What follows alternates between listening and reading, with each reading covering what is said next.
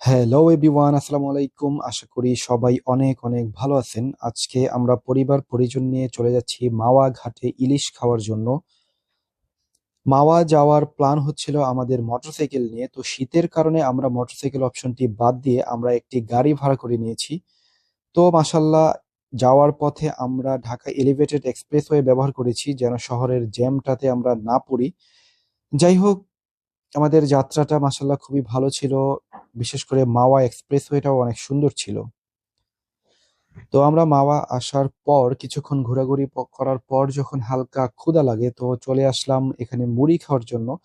তো লিটন মামা এখানে মুড়ি বিক্রি করতেছে। ওনার মুড়ির স্বাদ মাশাল্লাহ খুবই ভালো ছিল।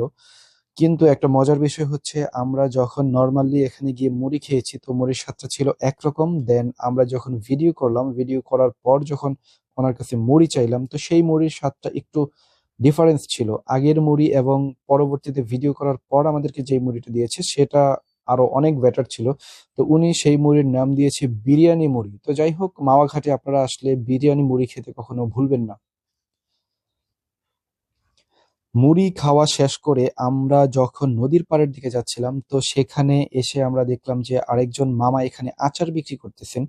তো ওনার আচার দেখেও আমাদের খুব লোভ লাগলো খাওয়ার জন্য। আসলে স্বাদটা কেমন সেটা দেখার জন্য ওনার এখান থেকে আমরা আচার নিয়েছি। সেটা হচ্ছে জলপাইয়ের আচার। উনি জলপাইটা প্রথমে সিদ্ধ করে রেখেছিল, দেন আমরা যাওয়ার পর চয়েস করে দিয়েছি ওনাকে। উনি এখানে সেই সেদ্ধ করা জলপাই দিয়ে আমাদেরকে আচার বানিয়ে দিয়েছে। তো আচারের স্বাদটা যদি বলতে চাই তাহলে মুড়ির থেকে অনেক অনেক ভালো ছিল। যাই হোক, আমরা রাতের খাওয়া দাওয়া করার জন্য তার আশেপাশে ঘোরাঘুরি করে আমরা একটা হোটেল অ্যান্ড রেস্টুরেন্ট বের করলাম। সেটা হচ্ছে পদ্মা হোটেল অ্যান্ড রেস্টুরেন্ট।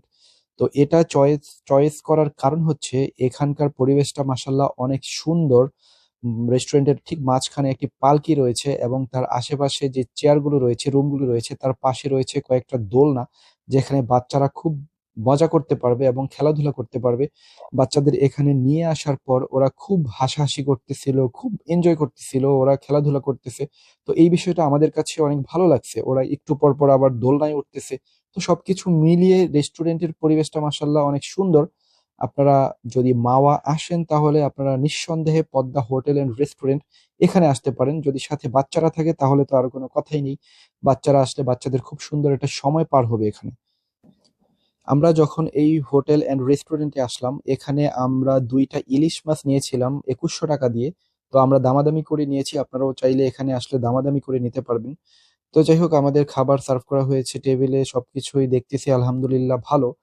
তো যখন আমরা ফাইনালি সবাই খাওয়া শুরু করলাম, খাওয়া শুরু করার পর লেজের ভর্তাটা যখন ট্রাই করলাম, মাসাল্লাহ লেজের ভর্তাটা খুবই ভালো ছিল। বেগুন ভাজি এটাও খুব ভালো ছিল।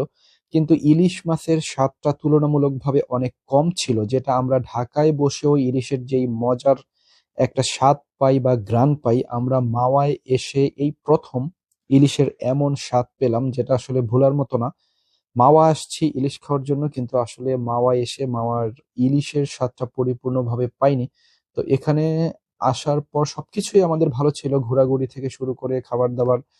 তো শুধু ইলিশের স্বাদটা আমরা ভালো পাইনি, এছাড়া আলহামদুলিল্লাহ সবকিছুই ভালো ছিল। লেজের ভর্তাটা ভালো ছিল। আর সবচেয়ে বড় বিষয় হচ্ছে এখানকার এই রেস্টুরেন্টের মালিকের ব্যবহার এবং ওয়েটারদের ব্যবহার, সবকিছু মিলে সবই ভালো ছিল। শুধু ভালো ছিল না ইলিশ মাছের স্বাদটা। তো যাই হোক, আপনারা মাওয়া আসলে এখানে পদ্মা হোটেল এন্ড রেস্টুরেন্টে খেয়ে যেতে পারেন। আমাদের ভিডিওটি যদি আপনাদের ভালো লেগে থাকে তাহলে অবশ্যই লাইক, কমেন্টস আর শেয়ার করতে ভুলবেন না। আপনাদের সাথে দেখা হচ্ছে পরবর্তী কোনো ভিডিওতে। সেই পর্যন্ত সবাই অনেক অনেক ভালো থাকবেন, সুস্থ থাকবেন। আসসালামু আলাইকুম।